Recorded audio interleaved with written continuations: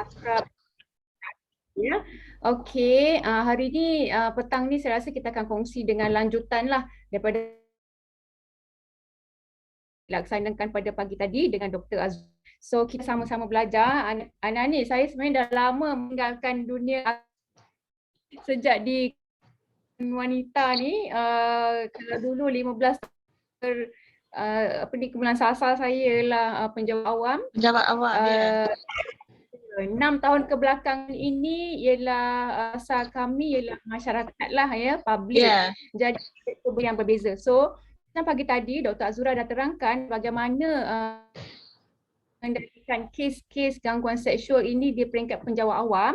Hari ini kita bagaimana untuk mengendalikan kes-kes yang melibatkan publik, ya, akan mereka yang bekerja swasta. Sebab saya percaya akrab kita bukan saja menguruskan isu-isu berkaitan dengan penjawat awam.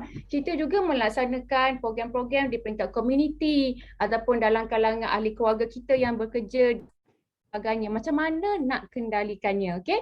So saya akan berinteraksi. Boleh tak saya nak tengok semua orang type okey ke? Jadi saya tak rasa seorang. Cuba okey. Apa yang jawab okey? Tidak, saya rasa seorang ni berbual ni. Boleh tak tolong dekat chat tu? Okey. Ahmad kata okey, terima kasih Cik Ahmad, Cik Puan Siti, Puan Farihan, Cik Ada, terima kasih, Puan Raha, Hayatul Farah, terima kasih, Julia Christy, Q, Haniza, Nurazim. Okey, barulah saya lega saya cakap dengan orang. Okey, Hidayah, MPB, next slide Akmal. Saya rasa yang ini Cik Rozan, thank you very much. Next slide Akmal.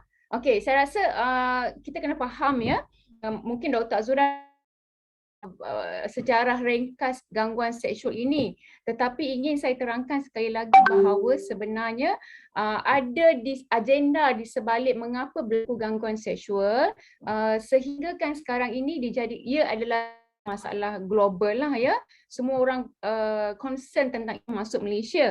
Next slide. Termasuklah juga apabila media-media memainkan peranan mereka dalam menerangkan isu-isu berkaitan dengan gangguan. Slide. Bila sebut pasal ada banyak sebenarnya dikongsikan di peringkat kebangsaan juga di peringkat antarabangsa. Cuma tuan-tuan dan puan-puan, saya ingin kongsi kenapa isu seksual ini tersiar di media-media. Kerana apabila melakukan laporan polis dan sebagainya, kita kena faham ya, pengamal media ini ada yang dia stesen dekat mahkamah, balai polis. Jadi time bila ada orang datang mengadu, itulah masa mereka untuk mendapatkan maklumat-maklumat yang begini. Cuma kita faham, membezakan apabila kita berinteraksi dengan masyarakat umum, sama ada kita nak fokus kepada pelaku ataupun mangsa. Kerana isu sekarang ini yang berlaku ialah victim blaming. Banyak mangsa. So hari ini saya ingin kongsikan kepada semua akrab di MPIC dan juga yang mendengar, tolong kaedah-kaedah ini, formula-formula ini dengan rakan-rakan kita supaya sekiranya ia berlaku, coy lah kan, auzubillahiminzalik, tak naklah ia jadi. Tetapi sekurang-kurangnya kita ada pembinaan.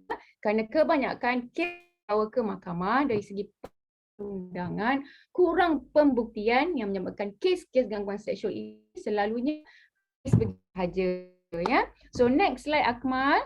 Dan kita perlu lihat bahawa bila sebut pasal gangguan seksual ini, antara gurauan dan juga gangguan seksual. Saya rasa Zura dah jelas ya.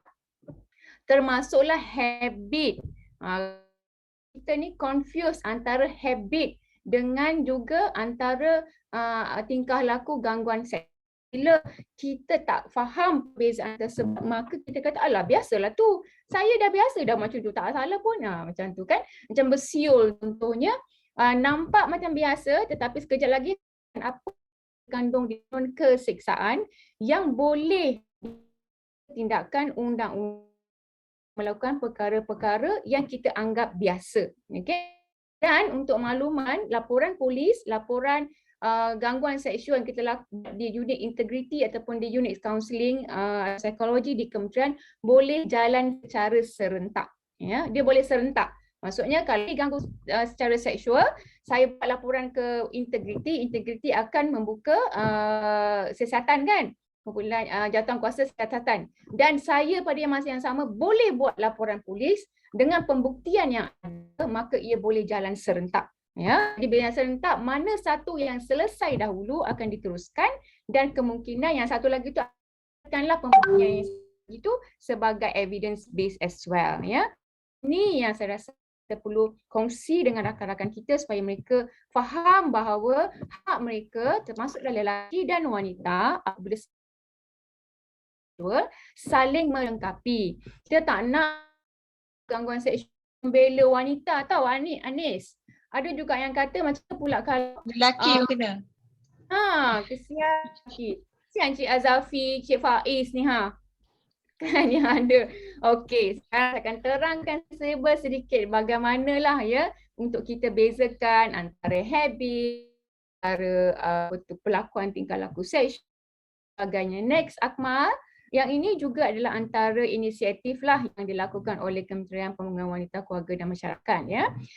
Pada tahun 2017, kalau saya silap, kita telah mengadakan satu random survey yang melibatkan 27,000 responden yang menyatakan bahawa awareness gangguan seksual ni perlu dipertingkatkan. Jadi tahniahlah kepada MPIC sebab lakukan program-program ini berkala dan berterusan. Mungkin di jabatan ataupun agensi-agensi di bawah MPIC boleh juga melakukan dalam kelompok-kelompok kecil kan di peringkat organisasi masing-masing. So next slide Akmal, saya nak kongsi bahawa secara generalnya tuan-tuan dan puan-puan, walaupun kita rasa kita tidak terlibat dalam isu gangguan seksual, tetapi sebenarnya 1 dalam 5 wanita keganasan seksual sejak usia 15 tahun tanpa dia sedar atau dia ingat gurauan tapi ia adalah satu bentuk gangguan seksual. Saya bagi contoh ya, saya minta maaf kalau salah ni kalau agak sensitif. Cikgu kita kat sekolah dia selalu cubit perut kita. Contoh ya, cikgu kat sekolah selalu kutil kita punya alat sulit yang kita kecil kita tahu kan, cubit peha contohnya, itu sebenarnya salah satu bentuk gangguan seksual. Itu tuan-tuan dan puan, kita tak boleh nak membandingkan kenapa di barat begini, kenapa begini dan sebagainya. Kerana perkembangan budaya kita berbeza. Rakyat di luar negara, mereka telah didedahkan perundangan ini sejak dari awal. Sedangkan kita tidak. Kita dah besar ni, dah tua lela baru tahu kanun keselesaan tak boleh menyanyi lagu seksual di halayak umum. Tak ada, tak boleh sebenarnya. Baru tahu section-section tu semua. Tapi mereka di awal dah didedahkan. Termasuklah paling mudah kongsi tentang pemakanan.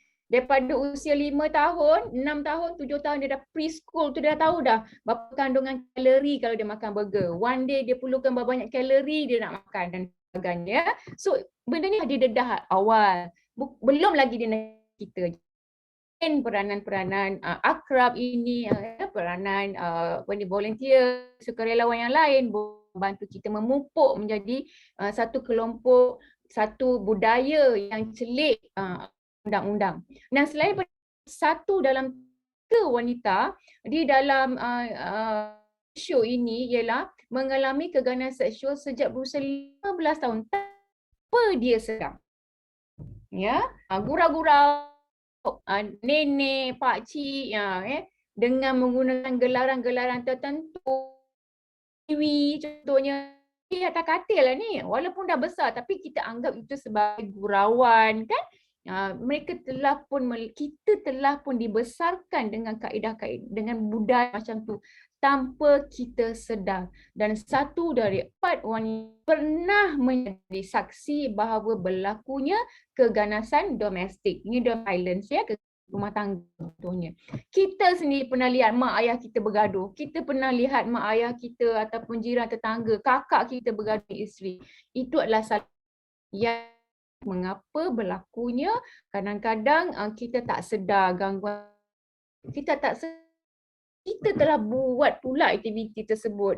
Sebab itu awal tadi saya katakan perbezaan antara habit dan juga gangguan seksual. Mana-mana habit yang boleh kita ubah dari sekarang. Sebab masyarakat ni dah celik minda, dah banyak dah laman dia dan sebagainya. Now, next slide Akmal. Adalah keratan akhbar ketika kami lah di JPW, gangguan seksual ini yang dianggap biasa bagi setengah-tengah orang, tapi bukan. Bagi contoh yang berlaku di pejabat yang pegang bahu, yang nak cari mouse terpegang tangan, kita tak pasti sama ada orang tu buat purposely ataupun tidak sengaja ataupun dah jadi budaya. So saya tidak terangkan dengan detail yang ni, saya rasa Dr. Azura terangkan dengan lebih lanjutlah. Contoh bagaimana macam mana kami di Jabatan Perempuan Wanita pernah menguruskan ataupun mengendalikan kes-kes berkaitan dengan gangguan seksual, dan sedikit pengalaman saya ketika bersama dengan penjawat awam lah. Now next slide Akmal. Ini adalah 4 perkara yang paling penting lah, utama yang saya rasa dia pun dah diterangkan. Gangguan seksual berbentuk bukan lisan, bahasa isyarat ataupun visual dan psikologi. Untuk rakan-rakan, perkeliling kita memang yang paling komprehensif, ya.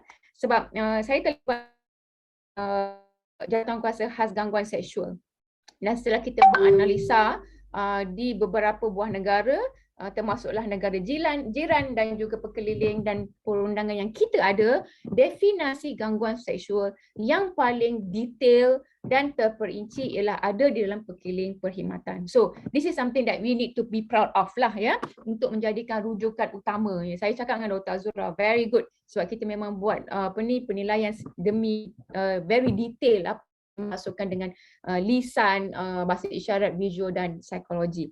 Next, Akmal, ini adalah ilustrasi kes-kes, ya, ilustrasi kes-kes yang kita anggap macam biasa, tetapi sebenarnya boleh dianggap gurauan.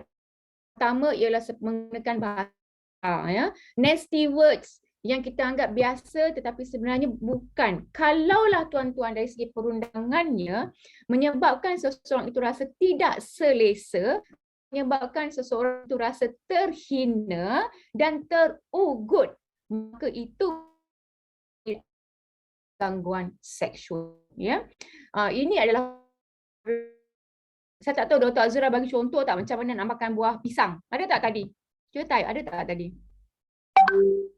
Saya nak tengok ada ke? Dr. Azura cerita ada tak dia aksi makan buah pisang, ada?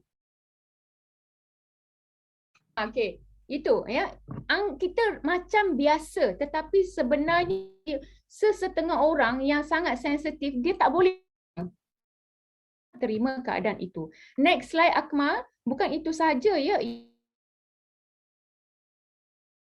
kita ni seorang wanita yang biasa berpakaian macam kita pakai, tetapi orang lain menganggap telah mengganggu dia punya keamanan. Saya mengganggu dia sebab dia itu, ya.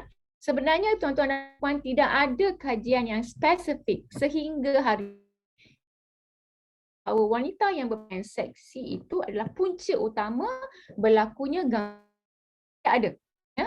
Kerana kami menerima kes-kes gangguan seksual ini dalam kalangan mereka yang 50 tahun ke atas. Kes rogol dan cabul, kita pernah terima nenek yang berusia 75 tahun ke atas juga gangguan seksual. So next slide Akmal. Dan gurauan-gurauan yang ini yang saya nak dan perempuan, ya, terutama kita berbuat biasa-biasa dengan mesyuarat partition dengan macam-macam bawang ni kan, sebagai gangguan seksual. Akmal bagi slide yang Akmal, gurauan yang macam ni, ya. Kemarin baru saya dengan JAKIM, ya, telah pun bermaklumkan bahawa kita ini berhati-hati menggunakan perkataan-perkataan apabila Contohnya, apabila kita menggunakan perkataan seperti ini, ya. Okey, yang dekat ceramah saya ni semua 18 tahun ke atas, ya. Saya nak cerita ke X kejap. Nampak macam biasa, tetapi sekiranya ada orang di dalam penonton kita ataupun audien kita itu rasa tidak selesa, dia boleh mengatakan bahawa penceramah itu melakukan gangguan. Dia telah orang yang berusia 18 tahun ke atas, orang yang 8 tahun ke bawah dan sebagainya. Ya, so inilah yang perkara-perkara ini perlu kita ambil peduli, ya. Next, slide Akmal. Soal saya putus-putus ke? Okey. Terusnya ialah berkaitan dengan, tapi boleh faham tak? Ke kena log out dulu ataupun join balik semula ke, ya? Alright. Untuk maklumannya, apabila kita menerima teks, ya, teks yang berbaur seksual, ya, di dalam kumpulan-kumpulan tertentu juga boleh dianggap gangguan seksual. Saya bagi contoh, ya, ini contoh, selalu bagi contoh yang relevan lah. Saya nak tanya dekat sini, siapa yang suka kucing? Ada tak orang yang suka kucing? Cuba type suka kucing. Ada peminat kucing? Saya nak tanya. Tak ada? Encik Hamdan suka kucing. Cik Adam pun suka kucing. Hasniza suka kucing. Puan Siti suka. Ramai yang suka kucing ni. Alright. Okay. Now, mungkin tuan dan perempuan mempunyai kumpulan-kumpulan join group. Untuk ini, ya. Nah, apa yang berlaku ialah Cik Nur Hayati, Cik Azafi menjawab bagi pihak Cik Nur Hayati, dia suka kucing. Okay. Ada kumpulan ni, saya nak cerita, ada satu grup ni suka kucing, ya. Bila grup ni suka kucing, ada satu link, ada satu nombor telefon ni, dia akan post kucing jantan yang tidur terlentang. Okey, kucing jantan tidur terlentang. Bagi pecinta kucing, tak kisahlah kucing jantan ke, kucing betina ke, tidur terlentang ke, telung ke, merengkok ke, pada dia tetap comel, kan? Tetap lawa, tetap buruk macam mana pun lawa kucing tu. Walau bagaimanapun, ada salah seorang ahli dalam kumpulan ni, dia perasan bahawa orang yang selalu nombor ini selalu post kucing jantan yang terlentang. Maka telah membuat aduan, ya, di KKMM tentang perkara tersebut dan juga laporan dengan gangguan seksual. Dia terasa. Dia nampak je masa gini, nampak terasa, ya. Inilah yang akan menyebabkan, nak tahunya tuan-tuan dan perempuan, grup ini satu grup silsilah dia kena melalui siasatan.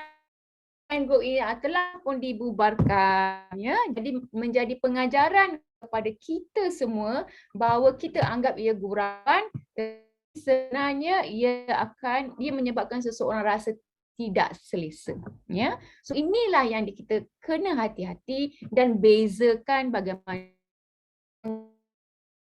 ke gurau ke dan sebagainya, ya. Cik Akmal, yang seterusnya ialah berapa lagi contoh, ya, yang berkaitan dengan gangguan seksual. Sebelum saya beri zoom in kepada, kita boleh ambil, ya. Akmal boleh sharekan, ya. You all nampak tak slide yang seterusnya?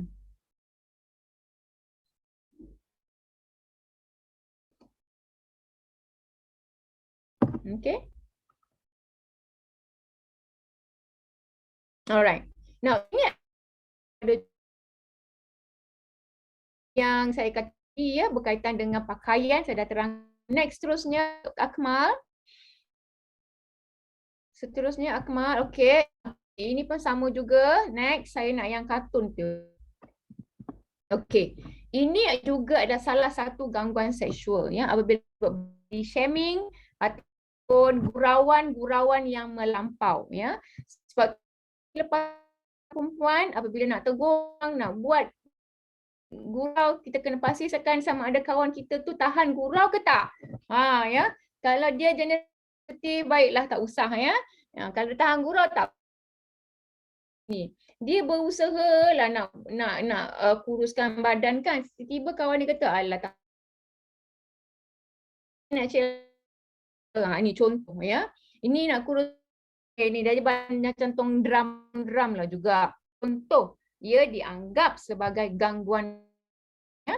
Sebab ada orang tanya, itu kan body shaming. Body shaming apa-apa yang berbau seksual yang mengaibkan, menjatuhkan dianggap gangguan seksual.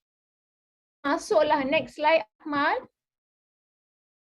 Aku antara perempuan dan perempuan, laki-laki dan laki-laki, bukan sahaja lelaki terhadap perempuan, tetapi perempuan terhadap laki-laki. Ya, so perempuan, contoh dia suka nampak lancip. Ali ni, Ali minta maaf ya, saya guna nama Ali, Ahmad, Akau, Abu, Acong, Mutu. Tu nama ya. Nah, daripada sekolah rendah nama tu sampai sekarang pun nama tu juga kan. Okey. Ali ni tiba, saya suka lah orang yang debat. Ya. Kita anggap gurau. Tetapi itulah selalu. Sukanya tengok orang ni. Ya. Ialah untuk gangguan seksual. Cuma orang lelaki tak buat laporan kot kalau kena gangguan ni. Rezeki orang puji, apa salahnya kan. Tapi ada ya, kami menerima laki-laki yang membuat laporan laporan gangguan seksual ini. Dan saya ingin nasihatkan rakan-rakan wanita saya, rakan-rakan perempuan saya yang free hair ataupun yang pakai, apabila bercakap dengan layanan seks yang berlainan jaya, pada bercakap ni gulung rambut. Alah, saya tak gerti lah macam nak buat. Saya tak gerti macam nak buat. Ataupun gulung tudung ni lah. Dia main gulung tudung. Kerana perbuatan itu, ini ada dalam kajian ya. Perbuatan itu boleh merangsang keinginan kepada jantina yang seks. Ya. So ini antara perkara yang kita kena lihat dan sebagainya lah. Dan next slide Akmal. Dan saya nak bagi contoh laki-laki dan lelaki sekiranya berlaku, saya minta maaf ya kalau ada masculine feminine ya. Kalau di pejabat kita ada masculine feminine. Masculine feminine ini ialah dia nampak maskulin tetapi dia naluri dia feminin ya. Ini selalunya berlaku gangguan seksual lelaki dengan lelaki. Lelaki gagah perkasa, naluri dia feminin, kita panggil. Yang satu lagi ialah laki-laki feminin. Ini laki-laki tapi feminin. Maksudnya dia dah macam lah. Ini yang selalunya berlaku. Dia tanya, nak tanya pendapat pandangan berkaitan dengan okey, Ain. Setakat malam mengantar surat saman kepada pelajar tersebut. Okey. Ini saya terangkan. Ada dua aspek ya. Sekejap lagi pun saya akan terangkan. Di Malaysia kita tak ada menyatakan yang kita panggil doxing law ya. Law ini ialah doxing law ni ada di dalam setengah negara, mereka letak di bawah sexual assault ya. Kekerasan seksual, mereka ada sexual assault. Di Singapura ada, New Zealand ada, di UK ada, di US pun ada di bawah sexual assault. Di mana sekiranya seseorang memviralkan sesuatu kesalahan, walaupun kesalahan, dan menyebabkan itu mengalami kerugian dan kerugian dalam bentuk iaitu psychological, boleh nyaman semula menggunakan doxing law tersebut. Ya, sebab itu saya sentiasa ingatkan rakan-rakan kita kalau nak viralkan sesuatu ini, hati-hati. Sebab kalau orang yang dia tahu boleh saman kita balik walaupun dia bersalah. Kerana kesalahan dia itu adalah undang-undang yang berbeza. Tetapi kesalahan yang satu lagi nak sue ni kerana dia telah menyebabkan kecederaan emosi dia. Ya, kecuali kalau di Malaysia JPJ dan PDRM telah memberi izin kepada masyarakat boleh rakam dan hashtag PDRM, hashtag JPJ. Itu boleh. Ya. Tapi kalau kita daripada jauh, rakam orang tengah bergaduh, kemudian kita viralkan, orang yang bergaduh itu boleh saman balik orang yang rakaman tersebut atas sebab kerugian dan kecederaan emosi. So yang cikgu ini, saya rasa dia menggunakan clause atas kecederaan emosi yang dia telah alami disebabkan oleh viral tersebut. Saya rasa menjawab sedikit. Dan dua-dua ni ada untuk melakukan perundangan sivil, ya. Okay, thank you very much for the question, ya. Next slide, Akmal. Okay, saya nak bagi contoh bagaimana gangguan. Next lagi, laki-laki dan laki-laki. Ini yang maskulin dengan maskulin ni, ya. Saya bagi contoh macam ni. Kita laki-laki dengan lelaki ni gurau dah, kita faham. Tetapi kita kena ingat juga, kadang-kadang orang lelaki ni nampak kasar tapi dalam hati dia mungkin cepat sentap. Macam dalam kartun ni, macam mana semalam, okey, berapa round, dapat nampak macam gurauan, tetapi sekiranya rakan laki-laki itu rasa tidak selesa, maka dia boleh buat tindakan tersebut, ya. Boleh buat sebab dia masuk dalam gangguan seksual. Next slide, Akmal. Dan sama juga contoh kalau main bola, sama-sama main bola. Ya, main bola, tukang jaga bola, tukang jaga gol ni asyik terpelecut, ya. Kawan marah. Marah menggunakan kata-kata berbau seks. Malam tadi banyak sangat round lutut longgak. Kalaulah penjaga gol itu tak selesa, tambah dengan emosi marah, maka dia boleh buat tindakan undang-undang. Ya, kerana gangguan seksual bentuk kata-kata penghinaan, ugutan dan mengaibkan. Ya, as simple as that. Nampak macam gurauan, macam biasa, tetapi boleh diambil tindakan. Memang pernah ada, ini yang biasa kita terima, diabdukan oleh pihak PDRM dan juga dirujukkanlah kepada kami, ya. Sebab itu ada, saya tak pasti tapi memang ada statistik dalam ni, gangguan seksual setiap tahun ada, antara contoh yang berlaku ialah ni. Now next, kita nak tanya, ada ke beza laki-laki dengan perempuan? Ada. Kita terima 12% kes laki-laki membuat laporan gangguan seksual. Manakala perempuan lah paling tinggi, 43% lah gangguan tersebut. Betul Cik Hamdan, sebab tadi saya kata habit tu kena cek balik semula, ya. Terutama kita dengan orang yang pertama kita kenal ataupun kita tak biasa. Saya bagi contoh yang berlaku, ya, di mana yang kita handle.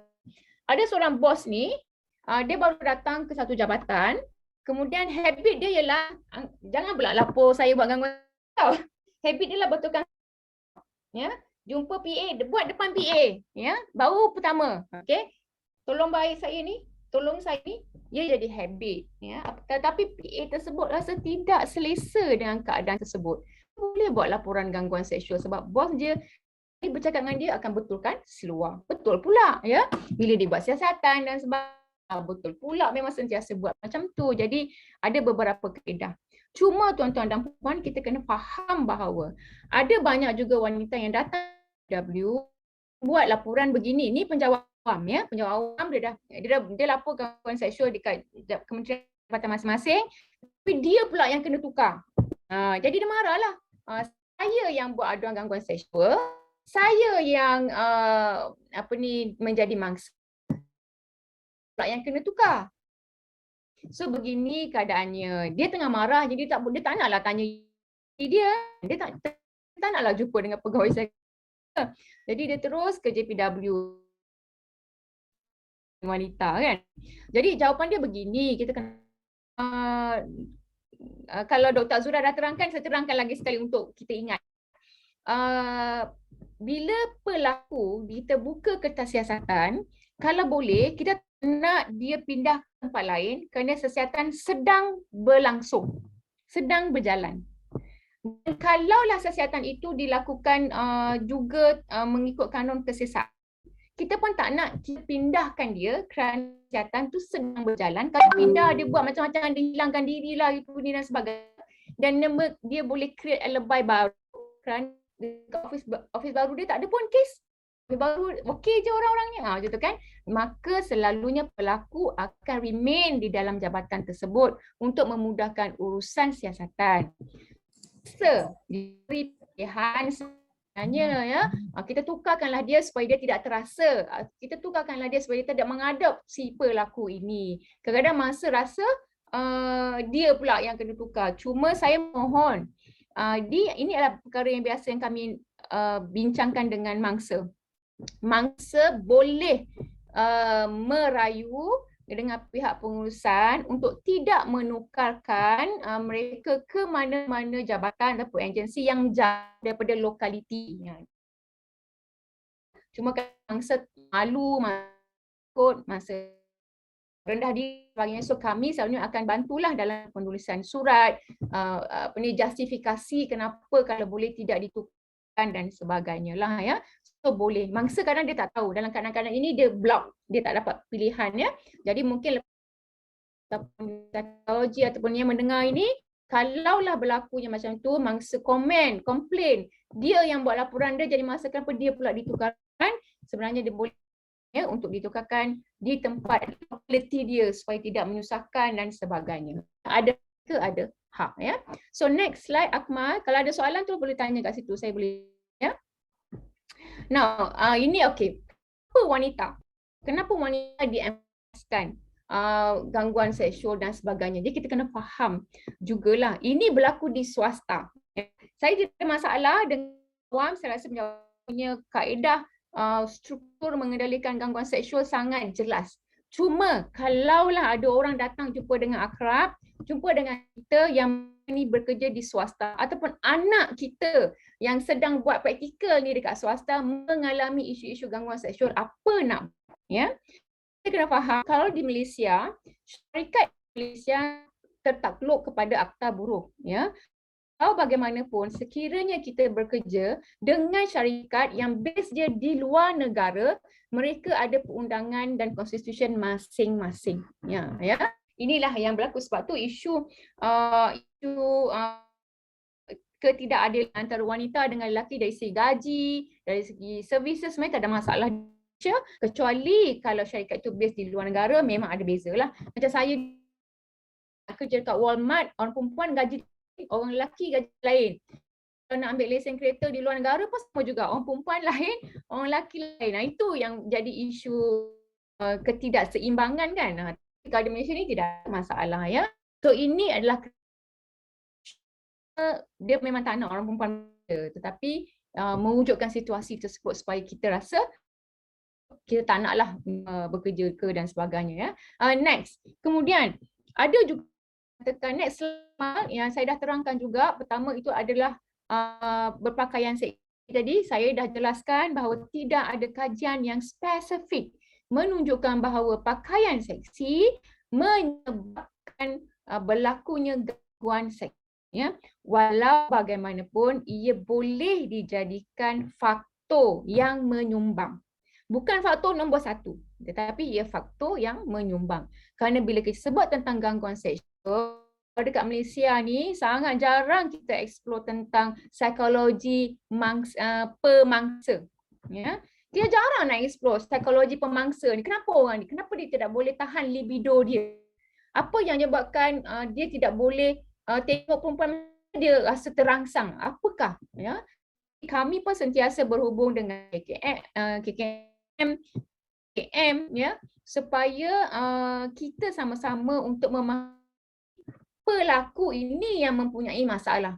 Kenapa lelaki A tidak ada masalah pun tengok yang seksi, tetapi lelaki B mempunyai masalah yang sangat besar tengok seorang wanita yang seksi. Seksi ni tuan-tuan dan perempuan sangat subjektif. Ia bukan sahaja bentuk pakaian, dia boleh dipengaruhi oleh suara, boleh dipengaruhi lirikan, perkataan, kepribadian. Ya, kepribadian. So seksi ni orang Malaysia ni macam kalau seksi dia nampak pakaian ya. Saya mungkin sebagai contohlah, saya seksi di mata pasangan saya bukan kerana badan saya, kerana fizikal saya, tapi kerana kepribadian saya. Jadi ini yang kita kena lihat dan akrab-akrab menjadi seorang laki-laki wanita lah kan, ya, yang menghormati, menyayangi dan melindungi, itu kan. Faham bahawa bukan itu, kerana kita memang deal baik dengan D11 PDRM pun memahami bahawa kebanyakan kes berkaitan gangguan seksual ini meliputi daripada umur 75 tahun. Ini saya sebut 70 tahun sebab saya handle kes tu. 75 tahun sehingga kanak-kanak yang gurau. Alah, perempuan pun suka gurau-gurau macam foto ni, dia pun ketawa. Sebab itu tuan-tuan dan perempuan, saya mohon, saya masuk sejak 6 tahun, masuk 7 tahun di JPW ni dah mula berani, ya. Kalau lawak yang dia berikan itu tidak sesuai, ya. So jugalah kita ke dalam grup WhatsApp kita ni, ya, ada juga tegur PM tepi, tak nak, ya, supaya tolong kurangkan lawak-lawak yang berbentuk begitu. Kita tak setuju tu, diam tanda tidak setuju. Tidak like, tidak tunjuk ketawa, tidak tunjuk peace, tunjuk macam-macam lah emoji-emoji yang sedia ada. Tetapi sekiranya orang tu mula memberikan maklumat-maklumat yang berbetulnya, baru kita puji. Kita condition dia. Ananis tahulah kita gunakan teknik reward, ya. Di dalam itu boleh membantu untuk mengurangkan posting-posting yang berbentuk ataupun berbau seksual. Next, Akmal. Now, bagaimana untuk melakukan laporan yang saya kongsikan berdasarkan pengalaman mangsa ataupun klien yang pernah kita laksanakan, ya. Sebab itu tuan-tuan dan perempuan, kempen menangani keganasan terhadap wanita yang JPW laksanakan mengangkumi dua perkara yang utama. Yang pertama sekali, laporan. Tampil dan buat laporan, ya, tampil dan buat laporan. Yang kedua ialah supaya kita celik ada literasi undang-undang, kita faham bahawa setiap wanita mempunyai hak, ya. Itu kita punya hashtag lapor, hentikan dan laporkan, ya. Kita nak wanita buat laporan, ya. Kerana apa? Kalau kita buat laporan dengan segera, memang kita ada kes-kes di mana dalam tempoh 24 jam pelaku dapat ditahan, ya. Pelaku dapat ditahan dan diambil tindakan setelah, ya. So saya nak kongsi sedikit statistik yang daripada Kementerian Sumber Manusia, Akta Buruh, ya. Akmal, next slide, Akmal. Di dalam Akta Buruh ini memang ada kaedah dia bagaimana, terangkan, ya. Sekiranya kita ada pelajar intern yang bekerja dan dia diganggu secara seksual, bukan pelajar intern saja tapi sesiapa lah, ya. Pertama sekali yang perlu dilakukan ialah melaporkan kejadian tersebut dengan HR dalam organisasi masing-masing. So syarikat A, kita dekat HR, saya diganggu secara seksual, ini bukti dia, ada saksi. Kalau ada tak sempat nak handphone, tak sempat nak record, pastikan apabila kejadian itu terus beritahu pada orang yang kita percaya. Ya, saya tak kata kaunselor, saya tak kata psikologi, saya tak kata akrab, saya tak kata sesiapa. Tapi sesiapa yang kita percaya. Kerana apabila kita cerita itu kepada seseorang yang kita percaya ini, orang itulah jadi saksi pada kita di kemudianlah untuk terangkan saya dipegang di peha kanan. Di peha kanan antara lutut dan pusat. Ni contoh. Kena jelas. Sebab nanti di mahkamah, kalau tanya balik dekat kita, betul ke kanan? Betul. Bukan peha kiri. Kita dah confused. Ya. Kanan ke kiri? Maksud tu. So, kena firm. Itu satu. Yang kedua, ini terpakai swasta atau kerajaan. Gunakan fail rasmi kita, kat bawah pula, ya.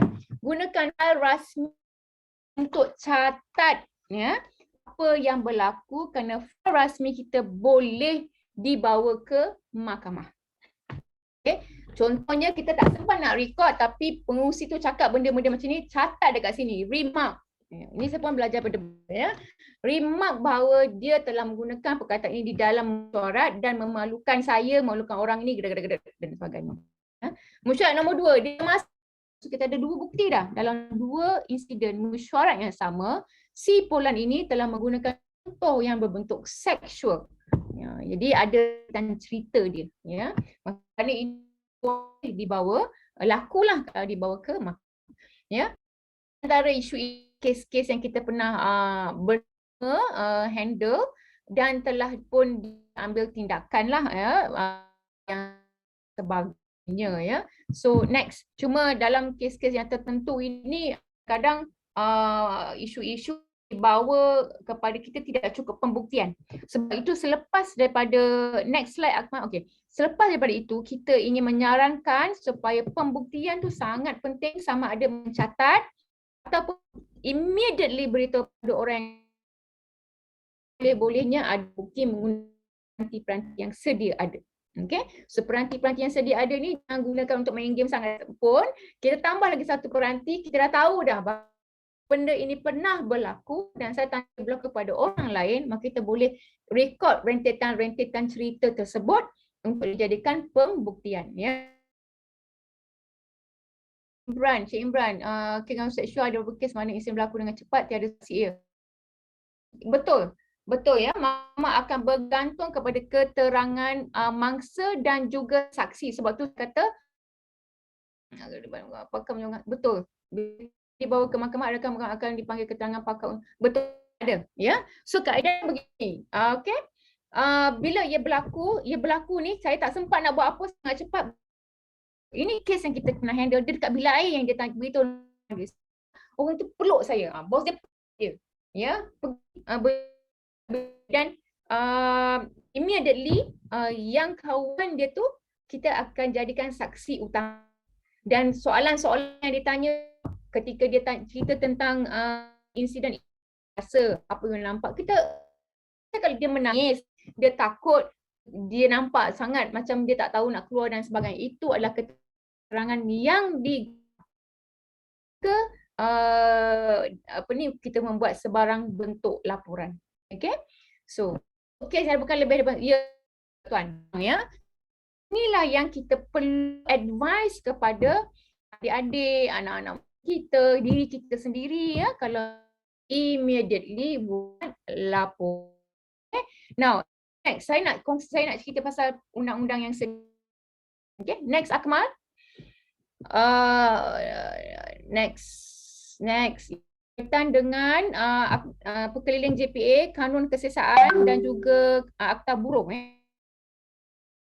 Ini bagaimana kita gunakan untuk buat laporan. Sebab untuk pegawai awam kadang-kadang tahu yang boleh buat laporan polis, ya, buat laporan polis. Dia boleh jadi concurrent macam tu. Bagi swasta pun kebanyakannya dia tak tahu nak buat laporan kat mana. Ada yang terus buat laporan di NGO. NGO pun tak boleh penetrate the organisation. So nombor satu sekali dengan swasta, bila dah sambung tadi ya, bila dah buat laporan HR dia beri tempoh tertentu sekurang-kurangnya sebulan untuk membuat siasatan. Sekiranya di dalam tempoh itu HR dalam syarikat tersebut tidak melakukan sebarang siasatan, mangsa boleh bawa kes ini ke JTK, Jabatan Tenaga Kerja, ya, di bawah Jabatan Buruh, ya. Jabatan Tenaga Kerja dengan dia dan segala bukti-bukti dan sebagainya, buat lagi satu cover letter, pergi maklumkan bahawa saya telah buat gangguan seksual di organisasi saya tetapi ada siasatan dilakukan, maka JTK akan persu kepada syarikat tersebut boleh diambil tindakan sama. Dan akta buruh sedang dibaiki, dia revert sekarang ni ya, kita tunggu untuk dibentangkan di parlimen.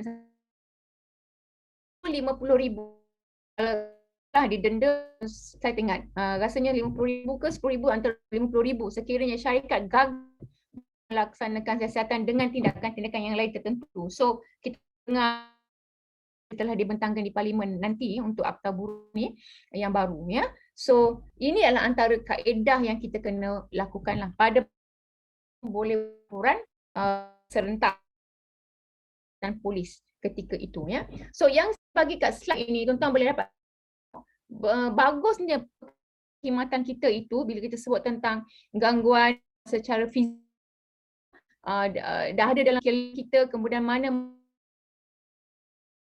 yang menyentuh isu-isu fizikal. Contoh section 354 menyerang ataupun menggunakan section tersebut ya. Yang paling mudah sekali section 509 ni kena ingat dalam fikiran kita ni. Section 509 adalah sangat general, umum sangat dan untuk kes-kes yang berkaitan dengan gangguan seksual. Itu menggunakan perkataan atau isyarat yang dimaksudkan untuk menunjukkan kehormatan seseorang. So sangat general. So body shaming boleh jatuh bawah ini. 233 nanti kita akan nyatakan di sini. Termasuklah juga perkara-perkara yang lain berkaitan gangguan seksual, section 509. Manakala dalam akta buruh pun sama yang kita nyatakan tadi ya. Next slide. Dalam perkeliling kita menggunakan dalam berbentuk isyarat ya.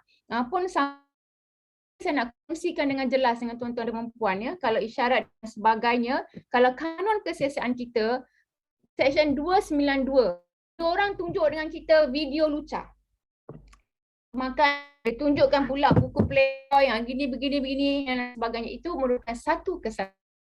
Kalau terjatuh nampak pula gambar seksual ini, boleh kita gunakan akta tersebut ya, selain daripada yang lain-lain inilah ya. Dan seterusnya kat bawah tu dia kata dalam bentuk ataupun auditory pun boleh juga. Lihat section 294, rupa-rupanya di dalam kanun kesiasaan kita section 294 adalah dilarang menyanyi nyanyian lucah di halayak ramai. Sebab tu Puan Anis, saya ingatkan lagu yang sopan. Ya. Sebenarnya kita pilih lagu yang kurang sopan menyebabkan ahli Zumba kita tu rasa tidak selesa. Dan khusus ni section 294 ini nyanyi lagu lucah di halayak ramai lah satu. Ya. Jadi saya minta maaf lah ya. Dulu pernah viral kan buat nyanyi dekat sekolah lagu perawan atau janda, lagu betul-betul menggiurkan ibu-ibu, bapa-bapa semua tu. So ada orang buat tindakan mungkin kerana tiada literasi undang-undang tu kurang. Jadi itulah ya, nasihatkan anak kita. Kalau dengar nyanyi lagu yang tak elok, yang kita forward pula lagu-lagu yang berbau seksual ini ya, boleh diambil tindakan dan seterusnya ya. Now last kali yang ini tidak ada banyak tetapi perkeliling perkhidmatan kita expel di dalam kita punya perkeliling, iaitu gangguan dalam bentuk psikologi, which is very, iaitu mendorong, mendesak, mengujuk tu. Ini semua boleh jatuh. Dan juga di dalam kanun kesiasaan kita ada D yang menyatakan bahawa seseorang melanggar kesopanan. Itu ayat melanggar kesopanan. Okey, boleh sebagai salah bentuk diambil tindakan. Bukan saja di dalam perkhidmatan, dalam akta buruh, tetapi yang paling penting sekali kanun kita telah pun menyenaraikan ke section-section yang tertentu yang boleh diambil tindakan. So ini saya pergi satu-satu yang khusus untuk jenis-jenis gangguan seksual ya. Nah, saya ada kesimpulannya saya nak kongsikan. Next slide Akmal. Yang penting boleh lihat next lagi, ini yang psikologi. Ya, penal code yang ini ya. Saya itu ialah berkaitan yang umum. Yang umum, jarang orang buat laporan. Sebenarnya ada peruntukan tersebut di dalam perundangan kita. Ya, seperti yang saya katakan tadi, berkaitan dengan nyanyian lucah. Section 293 berkaitan dengan menjual bahan lucah. zaman dululah, malam, uptown, downtown, kak, mau beli kak? Mau beli kak? Dia tengok kita macam ni kak. Film dan sebagainya. Boleh buat laporan. Telefon boleh kata dekat kedai mama ni ada mamat ni dia jual gini-gini. So polis akan datang. Once kita buat laporan polis dan ada pembuktian, maka kertas siasatan boleh dilakukan, dibuka ya.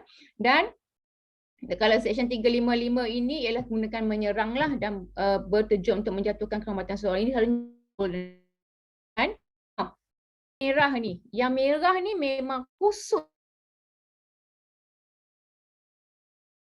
Contoh yang 377D tadi tu berkaitan dengan kesalahan melanggar kesopanan sama ada di tempat awam atau persendirian. Jadi kalau punya gangguan seksual dekat organ kita ada laporan di apa tu di HR kita kan. So kita nak buat laporan mana? Nyatakanlah. Ya. Saya ingin membuat laporan, tapi cara nak buat laporan polis ni kena betul. Saya pun selalu sentiasa kongsi kalau kes-kes domestic violence ya, wanita-wanita. Kalau nak buat laporan polis, kalau boleh kurangkan emosi, kita jelaskan dengan perinci tersebut. Contoh, saya ingin membuat laporan bahawa saya telah diganggu secara seksual oleh si Polan dan telah disaksikan oleh si Polan. Nyatakan saksi itu apa, pada pukul berapa, di mana ketika berada saya seorang dalam pejabat dan dia telah memeluk saya daripada belakang, ni contoh ya, dan bla bla bla bla. Ia membuat untuk keselamatan saya dan juga di bawah Seksyen 377D. Anjap polis. Anjap polis tu cakap saya nak buat Seksyen 377D ni, orang ni telah melanggar etika pekerjaan dan juga melanggar kesopanan sesuatu ke atas saya tanpa kerelaan. Ya, saya harap jelas ni ya. Ya. Dan ataupun dia tak boleh dua-dua lah. Saya nak 377D sambung juga dengan 09 salah satu. Ya. Boleh tapi buka fail berbeza. Okey, saya nak buat laporan berdasarkan pada Seksyen 509 sebab orang ini akan saya lalu mengaitkan saya. So this are the things. Sama ada syarat ataupun isyarat. Clear tak saya cerita ni? Cuba type sikit, clear tak? Kalau tidak, saya rasa syok sendiri pula. Clear tuan-tuan dan perempuan? Okey, terima kasih. Puan Ana ni saya jawab. Okey. Terima kasih. Saya ni sebenarnya baru je baik daripada side effect yang teruk jugalah. Okey, Anizam. Okey, alhamdulillah. Okay, terima kasih ya.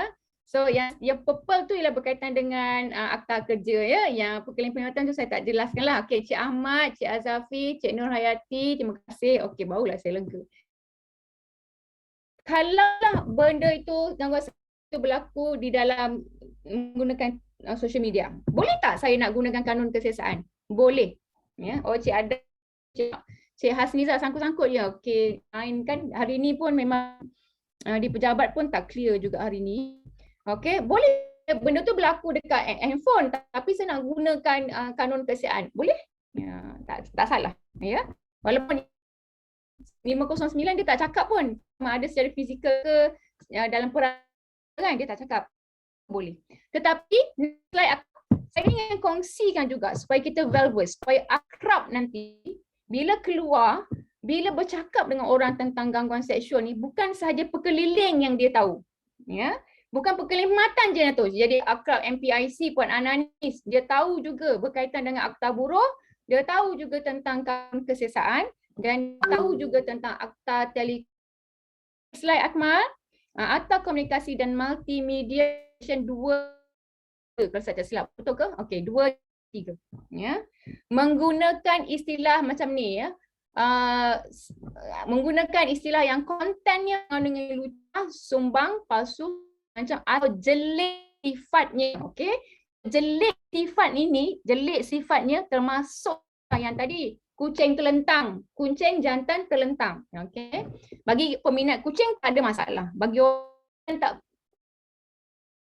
terancam, terugut, rasa diaibkan, ia ada satu masalah. Maka dia yang sifat yang jelek.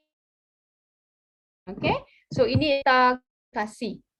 ya, yang boleh kita lihatkan bagaimana untuk kita boleh ambil tindakan lah dari aspek perundangan ya, yang menyakitkan, ya, mengunggut dan mengganggu orang lain.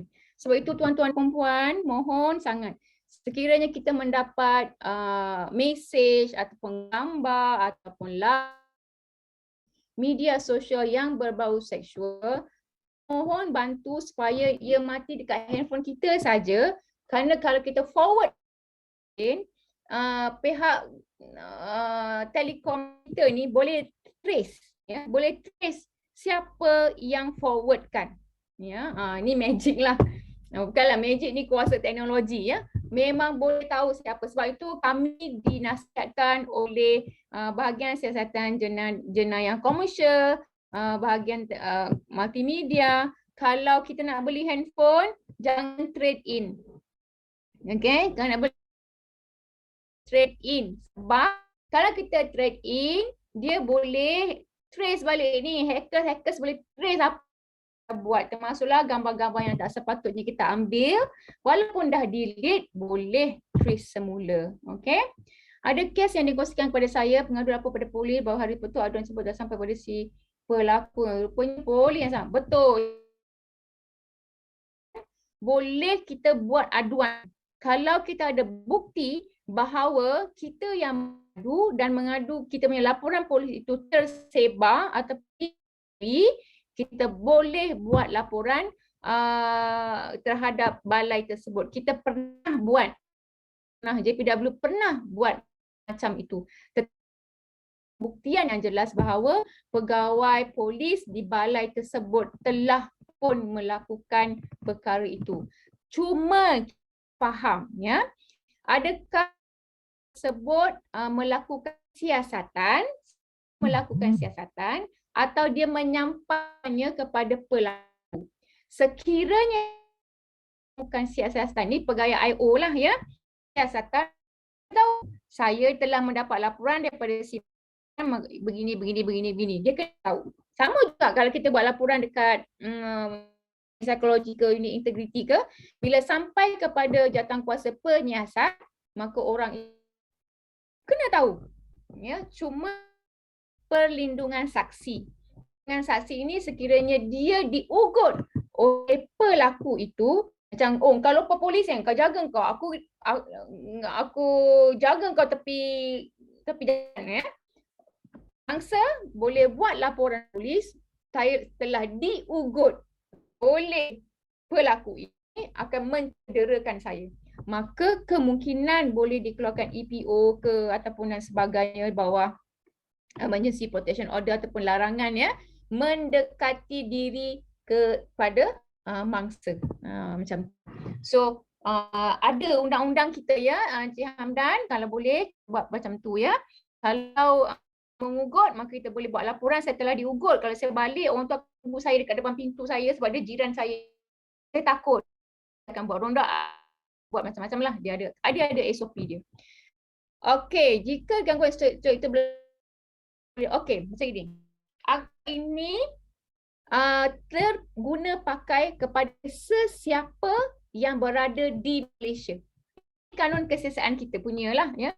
Termasuklah keganasan tangga kita pun dia ni berbangsa bukan orang Malaysia, bukan rakyat Malaysia, tapi keganasan itu berlaku di Malaysia, akta yang kita diguna pakai, ya. Cuma yang ramai tidak, kerana mereka ini adalah tak nak buat, ini kes KRT lah, kes keganasan rumah tangga, dia tak nak lapor, dia sendiri parti, ya. Tapi macam kita yang pelakunya ialah bukan warga negara, kita buat laporan di sini terpakai. So boleh pakai, ya, Cik Matul? Boleh pakai. Thank you very much for the question. Alright. So ya, saya harap menjawab soalan. Okay. Next slide. Saya sampai ke macam mana nak buat aduan. Okay. Macam mana nak buat aduan, ya. So saya banyak fokus kepada swasta lah, ya. Ini antara perkara yang selalu kita buat, ya. Selain daripada macam di Jabatan Tenaga Kerja ada anak kita yang buat intern, yang buat praktikal, dia tak tahu bahawa mereka juga mempunyai, mereka ini bukan tertakluk kepada mana-mana akta. Sekurang-kurangnya boleh dia tahu bahawa dia boleh buat laporan polis menggunakan kesiasaan. Dan kalau kita tak percaya kat polis, boleh ke kita lapor kat JPW? JPW akan bawa kepada polis. Okey?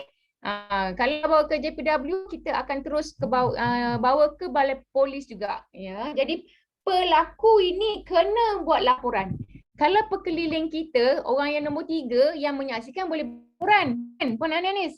Ya, dalam pekeliling kita. Ya, saya harap Dr. Azura pun dah terangkan kok. Selalunya saya dengan Azura selalu juga dipanggil berdua.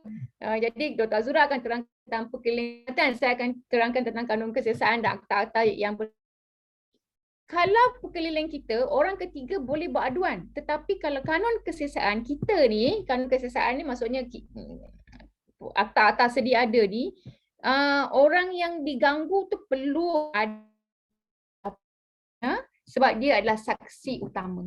Ya, saksi utama. So kita akan ke JPW, kita akan bantu bagaimana untuk membuat laporan, bagaimana untuk pembuktian bahawa berlaku gangguan seksual. Ya, so kalaulah gangguan seksual kali pertama berlaku, tak sempat nak record, so mungkin berhati-hati pada insiden-insiden yang berikutnya. Sedia sudah.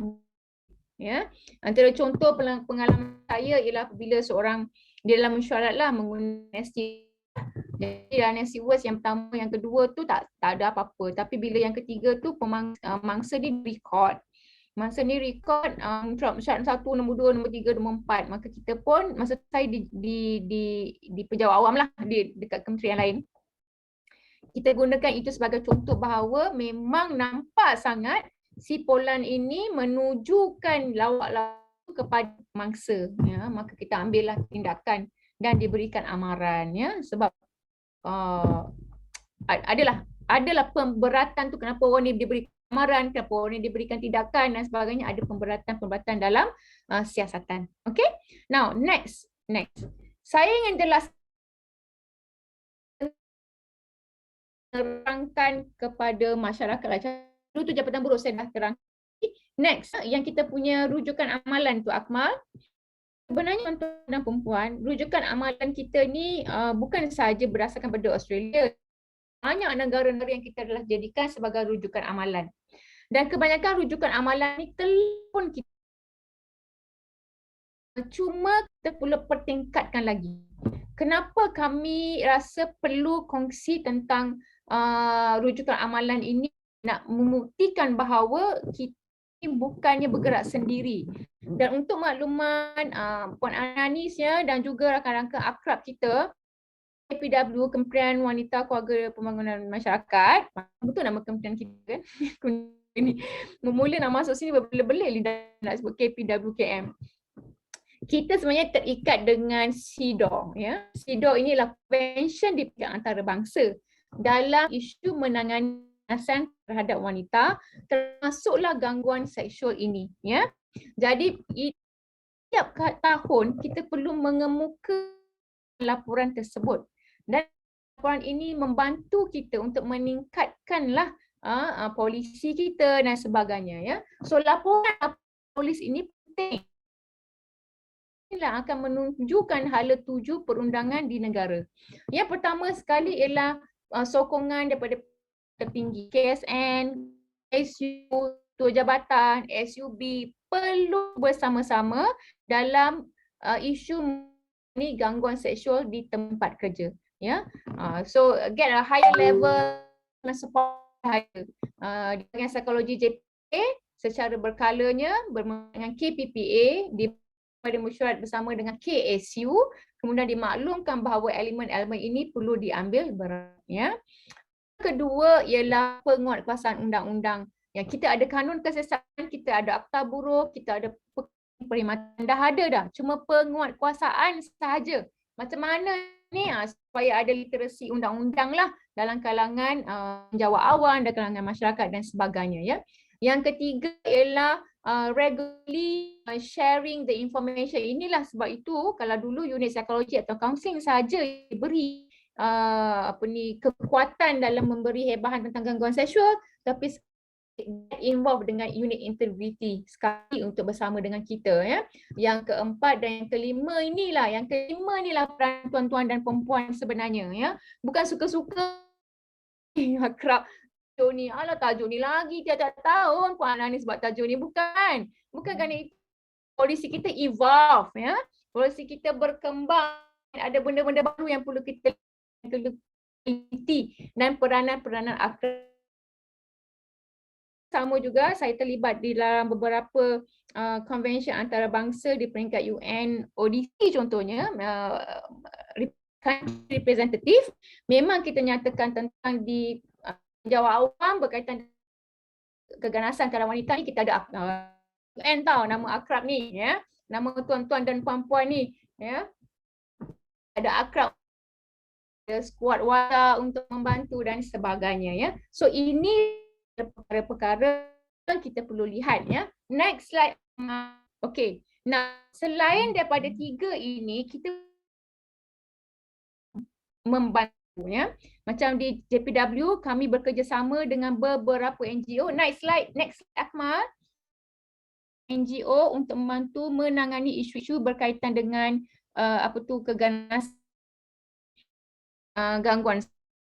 So boleh sekiranya berlaku ini maklumat 1599 boleh digunakan ataupun WAO, ya, Pertubuhan Pertolongan Women's Aid Organisation, telefon kat situ sekali, ya. Women's Aid pun boleh membantu dalam menangani isu-isu gangguan seksual. Mereka ada peguam-peguam tertentu memberi pro bono dalam kes gangguan seksual. Kita pun ada WOC, walaupun base-nya di Penang, tetapi mereka ada wakil-wakil seluruh semenanjung Malaysia.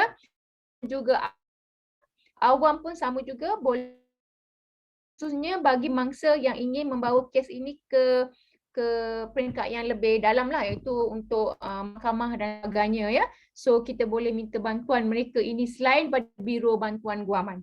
So kita bantuan guaman dengan gaji-gaji yang tertentu, ada syarat dia. Tetapi kadang-kadang kita boleh juga menggunakan NGO yang saya dah kongsi itu tadi membantu, ya, di dalam kes-kes berkaitan dengan gangguan seksual. Now, next ialah berkaitan dengan peranan dan penglibatan kesatuan sekerja. Ya, dan juga beberapa aspek yang kita boleh kongsi bersama, ya. Apa ke kita Persatuan Penjawat Awam, Persatuan PT, ya, Persatuan F, PPTD pun sama juga memainkan peranan, ya. Cuma ini tuan-tuan dan puan, tidak ramai yang berani tampil ke hadapan macam saya katakan tadi lah. Takut kalau mereka buat laporan, mereka yang kena tukar. Perkara ini boleh dibincang bersama, ya. Kenapa mangsa yang ditukar tu saya dah terangkan dah sebab-sebabnya. Ya, sama juga kalau kanun kesesaan pun sama juga. Yang bentuk sivil pun sama. Kita tak nak menggabungkan dengan menukarkan pemangsa tu, kan khawatir lah dia akan buat perkara yang lebih dahsyat ataupun to cover up dia punya kesalahan sebagainya, ya. So ini yang saya ingin kongsikan tuan-tuan dan puan-puan berkaitan dengan isu berkaitan dengan gangguan seksual ini. Pertama sekali mohon bantuan daripada semua akrab yang sedia ada. Kita well-versed bahawa isu-isu seksual ini bukan sahaja boleh dilaporkan menggunakan perkhidmatan kita, tetapi boleh juga terus dilapor kepada pihak penguatkuasa yang tertentu secara serentak. Okay. Yang kedua, mereka yang berada di swasta, termasuklah anak-anak kita ataupun saudara mara kita yang menjalani proses intern, maka boleh juga membuat laporan kepada HR tempat mereka ditugaskan, sama laporan polis, dan sekiranya tiada siasatan dilakukan oleh syarikat, maka boleh terus kepada JTK di bawah Jabatan untuk membuat laporan bahawa organisasi tersebut tidak mengambil apa-apa tindakan setelah aduan di maka organisasi atau jabatan tersebut di bawah ordinan jabatan bawah boleh diambil tindakan atas kesalahan siasatan. Dan yang ialah berkaitan dengan menggunakan peranti pun telah pun sedia ada bahawa di bawah Akta Telekomunikasi Seksyen 233. Apa jua yang berbentuk jelek sifatnya itu di bawah rangkuman gangguan. So boleh maksudkan di situ bahawa gangguan seksual. Di mana KKMM telah pun mempunyai platform dalam talian untuk melaporkan. Dan saya mohon daripada tuan-tuan dan puan alang-alang kan Puan Ananis, Jabatan Bangunan Wanita ni. Sekiranya lah di mana media sosial kita kat Facebook ke kat Instagram ke yang di YouTube kita ke, keluarlah iklan-iklan yang berbau gangguan seksual. Keluarlah iklan-iklan yang menjatuhkan maruah wanita dan sebagainya. Ya. Kerana apa? Kerana kita perlu hentikan iklan-iklan, minta maaf ya, yang menjual ubat-ubat berbentuk seksual yang memperlekehkan imej dan mengaibkan wanita, sangat perlu dihentikan. Ya, kita pernah banyak ya syarikat-syarikat penjualan ubat-ubat ini telah pun diambil tindakan kerana aduan yang dibuat oleh masyarakat. So kita, this is our sole responsibility.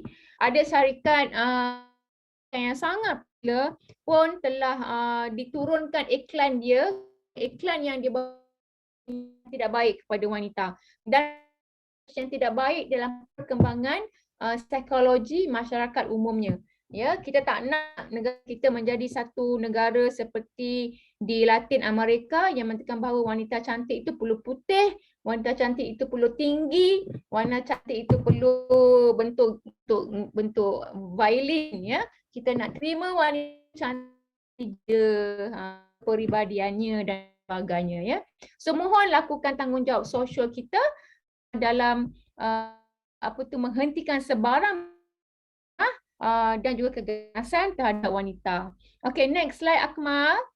So kami perlukan juga bantuan sebagainya, we need to find support, ya. Kerana pengalamannya begini dengan mangsa. Puan-puan dan puan, tuan-tuan, sebenarnya apabila mangsa ini mengalami sexual assault, keganasan berbentuk seksual, termasuklah gangguan seksual, rogol, cabul dan sebagainya, kita kena ingat badan kita ni ada muscle memory. Ya, muscle memory, bukan memori di sini saja, tapi ada muscle memory. Di mana muscle memory inilah akan trigger kepada insiden-insiden yang pernah alami. Saya nak cakap bahasa yang paling mudah nak faham, walaupun sedikit tersasar tapi saya rasa mudah. Ibaratnya lah setiap tahun badan kita ni, masa kita ni akan celebrate that event.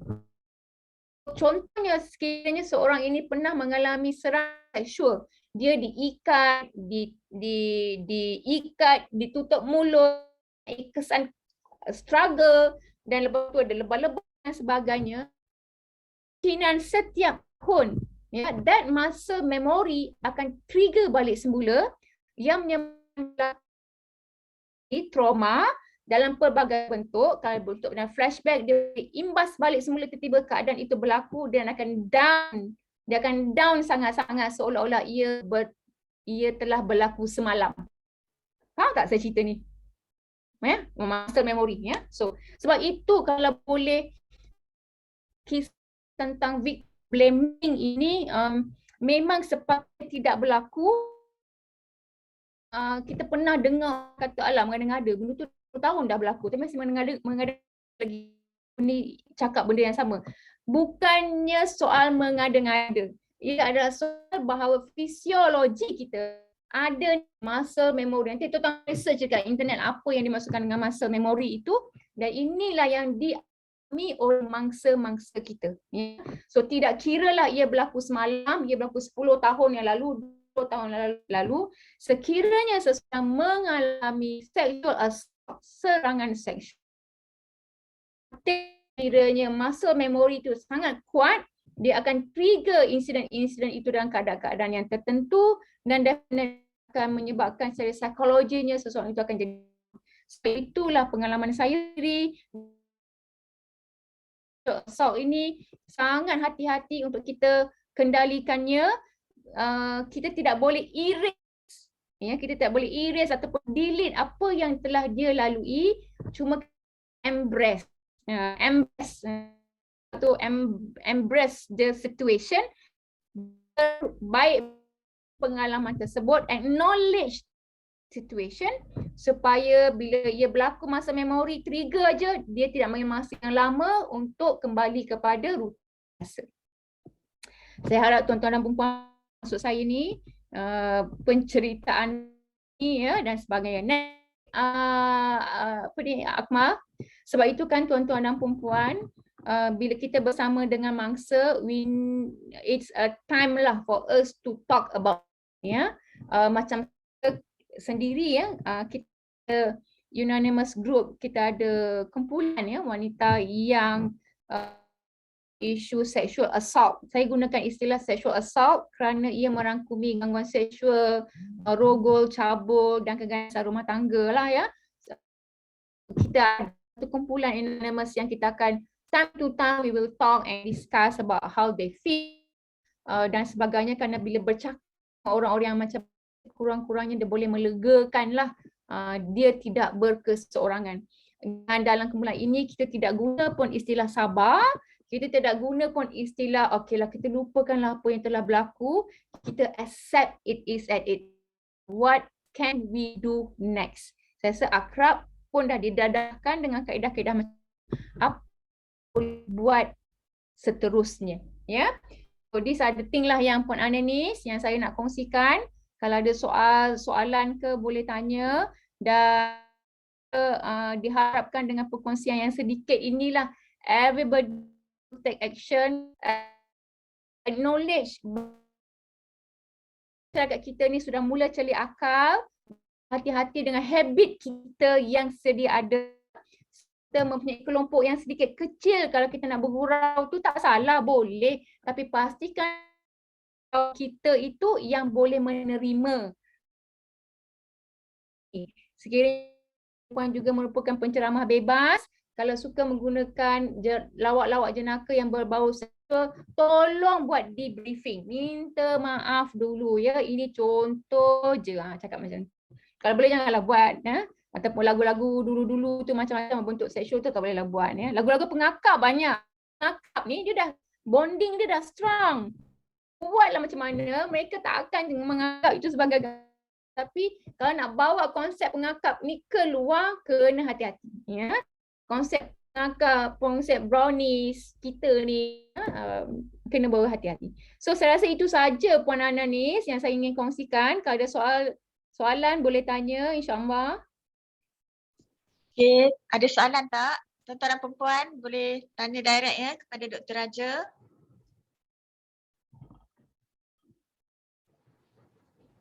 Ada Cik Imran Ya. Okey, Cik. Okey. Yes, victimology ada di barat. Di barat ni bukan ada victimology, mereka juga ada kita panggil sebagai interventionist.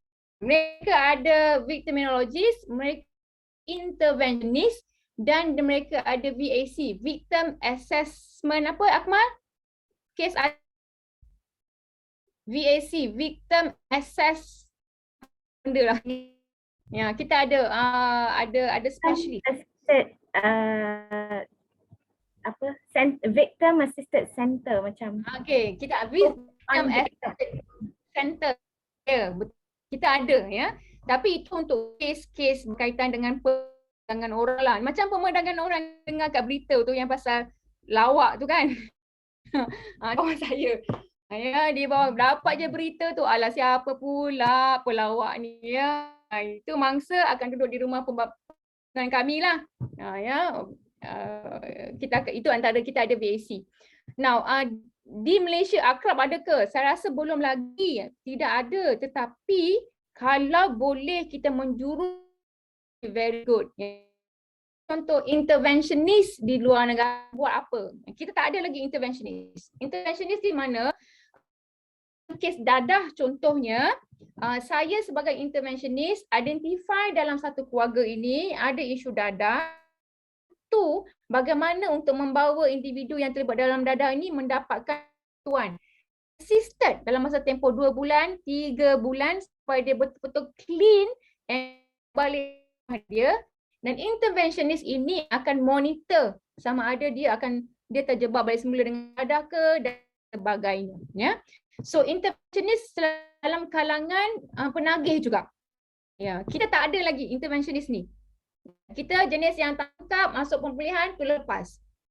Sama juga, ya, dekat penjara pun sama. Ada penjara, lepas tu lepas. Ya. Kita belum ada lagi Cik Imran. Tetapi alangkah baiknya kalaulah kita ada, ya.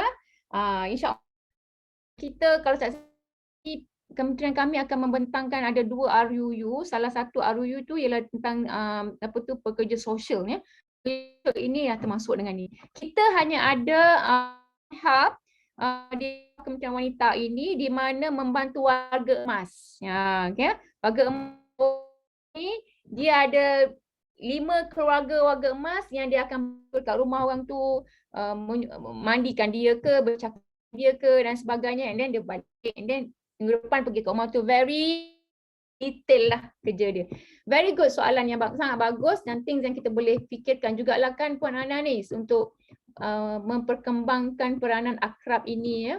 Ya, insyaAllah. Betul. Boleh kongsi pengalaman kebanyakan. Oh, Okey. soalan Doktor. Okey, sebenarnya iya. Saya tak kata ia adalah masalah mental sebab di privilege. Dia kan di Malaysia macam tu. Saya pun hairan lah kat Malaysia ni. Jadi privilege yang melakukan kesalahan. Negara kan tuan-tuan dan puan, saya terus terang, ya. Kita kan dulu pernah ada kes di mana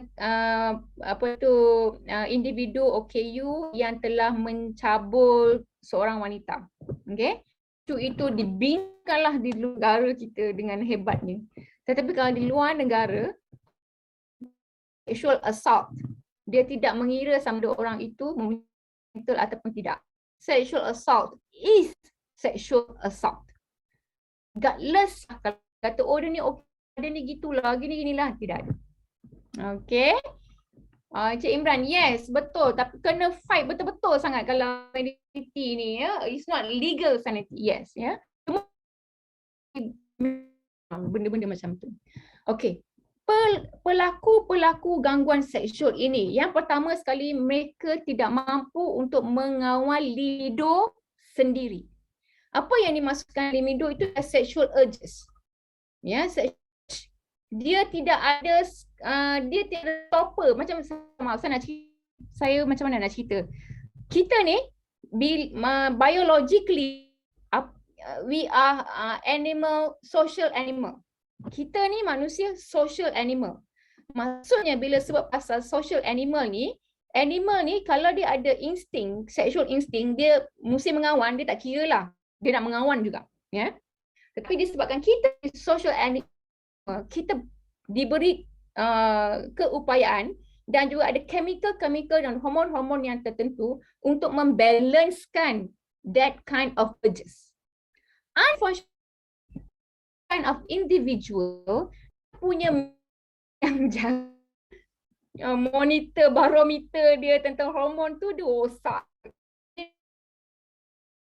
Dia gagal mengawal libido tersebut. So, boleh tak kita nak control tu? Boleh melalui hormon terapi. Ya, boleh melalui hormon terapi. Ini masa tahun 2000 dulu saya buat dengan Datuk Dr. Maslan Baki berkaitan dengan hormon terapi inilah, ya. Berkaitan dengan bagaimana secara biologi kita ni sebenarnya boleh menyebabkan perubahan tingkah laku khususnya bila sebut pasal libido ini. Yang kedua, isu-isu pengganggu-pengganggu seksual ini. Dalam psikologi sebenarnya ada beberapa jenis pelaku gangguan seksual. Contoh, the flight exhibition Ya. Itu susah nak sebut bahasa surat khabar fresher lah, yang dia menunjukkan alat kemaluannya pada orang lain. Okay, exhibitionist ataupun flasher ini. Sebenarnya apabila kita jumpa dengan orang yang melakukan perkara-perkara ini di publik, nombor satu, jangan jerit. Kerana jerit itu ialah keseronokan bagi dia. Bila orang perempuan tengok dia buka, tunjuk kemaluan dia dan perempuan tu jerit, itulah keseronokan bagi individu. Jadi kalau saya pergi buat gangguan seksual di universiti, saya akan ajarlah budak-budak kan, jumpa dekat asrama orang buka-buka tu, jangan buat tak tahu. Jangan jerit, buat tak tahu. Okay, fine, macam tu Jadi dia akan, tak naklah buat kat sini. Macam tu ya. Kemudian ada juga yang mengintip ataupun mengintai. Ya. Dia seronok nak tengok. Bila dia berjaya untuk tidak ditangkap, itulah keseronokan dia. So memang ada ya syuhada. Selalunya kalau tajuk yang ini saya akan detailkan lagi lah, ada beberapa, ada 5 ataupun 6 jenis lah yang berkaitan dengan kecelaruan mental. Saya tak nak cakap, dia kelaru ni. Ya, antaranya yang flasher tadi, yang mengintip, yang mengintai, yang suka cium bau pakaian dalam lelaki ataupun wanita, dia suka cium bau tai orang lelaki. Kat Malaysia ni selalu hilang, minta maaf seluar dalam, pakaian dalam wanita aja Tapi di barat ada juga jenis-jenis penyakit yang macam ni, dia curi tai laki-laki lah. Ya Cik Adam, Cik apa lagi? Cik Imran, tai jangan sepah-sepah lah. Ya dia cium, dia suka cium bau tai lelaki. Ni ada antaranya lah. Memang ada ya. Puan Syuhada, macam-macam. Boleh cari kat internet pun ada juga. Saya harap menjawab soalan ni ya. Lagi?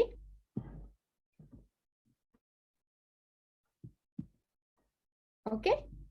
Kalau tak ada saya nak minta maaf ya kepada tuan-tuan dan perempuan sekiranya perkongsian saya ini mengganggu tuan dan perempuan secara seksual ataupun secara tidak seksual, kerana ini adalah proses pembelajaran, kita sama-sama belajar, kita sama-sama berkongsi. Semoga selama satu dengan kami, Akmal pun ada dengan kita juga, dapat membuka sedikit minda dan sedikit perkara baru yang kita boleh belajar dan kongsikan dengan orang lain, dapat manfaat daripada perkongsian kita pada hari. Dan tahniah kepada penganjur dan semua akrab di MPIC. Saya serahkan pada Puan. Thank you very much. Ya, terima kasih Doktor. Di atas penyampaian yang panjang lebar tadi, banyak tips yang dapat dikongsikan bersama kami di sini. Diharapkan semua peserta, tuan-tuan dan perempuan dapat manfaat ya daripada apa yang disampaikan oleh Dr. Raja Kamariah sebentar tadi ya. Okey. So sebelum kita mengakhiri kita punya sesi pemantapan akrab pada petang ni, kalau boleh tak tuan-tuan dan perempuan tolong buka video masing-masing, kita nak ambil gambar boleh tak? Sebelum kita akhiri. Sekejap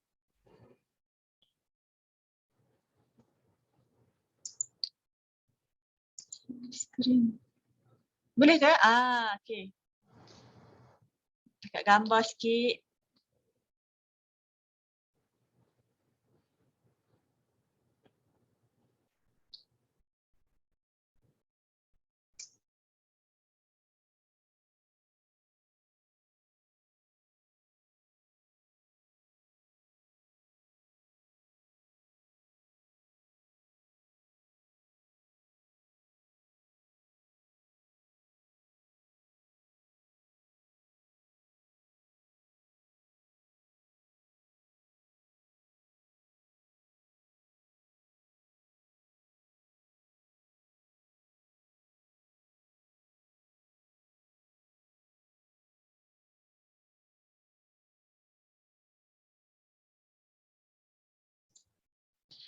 Yang page 2 ni ramai yang tak buka lagi. Yang page 1 banyak dah. Sekejap.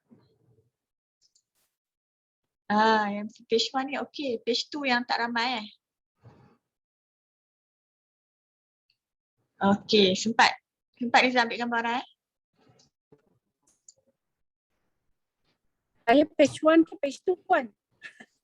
Siapa tadi tu? Yang page 1. Ramai juga yang nampak Miss gambar Linda. yang page 2 yang tak nampak. Tapi dua-dua kita dah ambil Alright. Okay. Dah ambil dah kan Niza? Okay dah. So terima kasih banyak-banyak tuan-tuan dan puan-puan kerana sudi meluangkan masa dan tenaga petang ni untuk sama-sama kita hadiri sesi petang ni dengan Dr. Raja Kamaria. Terima kasih banyak doktor kerana sudi doktor walaupun sangat busy kata dapat luangkan masa kan dan tenaga untuk bagi tips kat kami semua ni. InsyaAllah kami akan study balik nanti. Kalau ada apa-apa nanti kami dapatlah gunakan ilmu yang doktor sampaikan ni kan untuk bantu kami memperkasakan lagi lah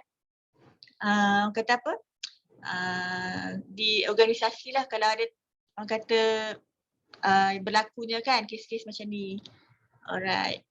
So terima kasih banyak doktor. Terima kasih sekali lagi. So nanti insyaAllah pada masa-masa ke depan ni kami akan jemput lagi lah doktor untuk sesi. Okay, alright, perkongsian lagi. So terima kasih tuan-tuan dan puan-puan kerana sudi hadir daripada agensi di bawah seliaan KPPK juga, iaitu MPOB, Lembaga Getah, Kenaf Tembakau, lagi apa lagi? Getah, Tembakau, Sawit, 6 doktor semua, Koko, Lada terima kasih tuan-tuan dan puan-puan, akrab dan juga warga semua warga MPIC di atas kesudian lah meluangkan masa kita satu hari ni pagi tadi dengan Dr. Azura, petang ni dengan Dr. Raja. So yang baik tu daripada Allah dan yang buruk tu daripada kelemahan saya sendiri. So sehingga kita berjumpa lagi So terima kasih. Assalamualaikum.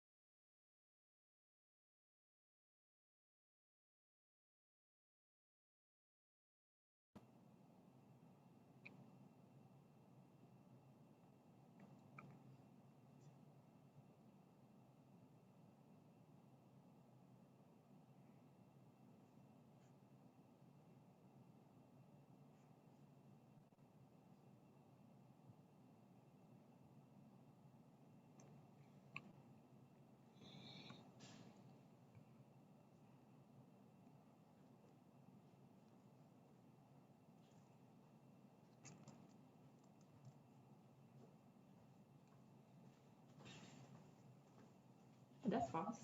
Okay.